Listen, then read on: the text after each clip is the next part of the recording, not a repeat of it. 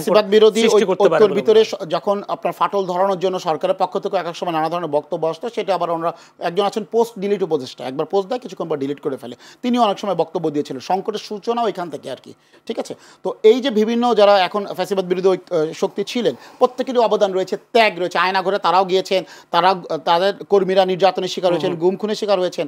তারা যখন এই ধরনের বক্তব্য দেয়, নির্বাচনকে প্রশ্নবিদ্ধ করার জন্য বক্তব্য দেয়, এটা আমাদের কাছে দুঃখজনক লাগে। এটা ভুলে গেলে চলবে না, আমরা প্রত্যেকেই কিন্তু অ্যাক্টর, স্টেক হোল্ডার, এবং আমাদের প্রত্যেককেই দায়িত্বশীল আচরণ করতে হবে। দায়িত্বশীল আচরণ যদি আমি না করি, উনি না করেন, তাহলে ভুক্তভোগী কিন্তু উনি আমি দুইজনই হব। তো আমরা তাদের প্রতি আমাদের অনুরোধ থাকবে, আপনারা দয়া করে যখন পরিবর্তিত প্রেক্ষাপটে গণতন্ত্রকে শক্তিশালী করার জন্য, দেশকে স্ট্যাবল জায়গায় আনার জন্য এমন কোনো বক্তব্য দিবেন না যেটা শুধুমাত্র আপনাদের রাজনৈতিক উদ্দেশ্য হাসিলের জন্য।